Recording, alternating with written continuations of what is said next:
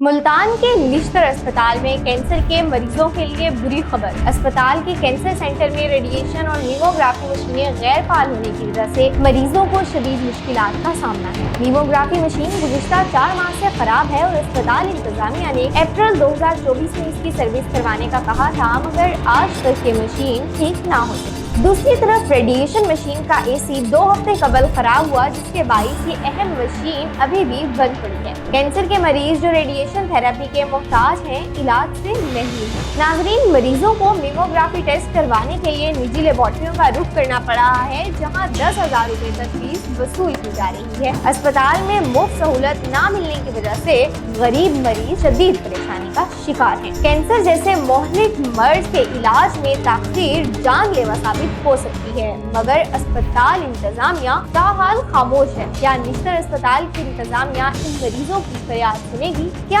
خراب مشینوں کو جلدی ٹھیک کیا جائے گا؟ کمنٹ سیکشن میں اپنی رائے کا اظہار لازمی کیجیے۔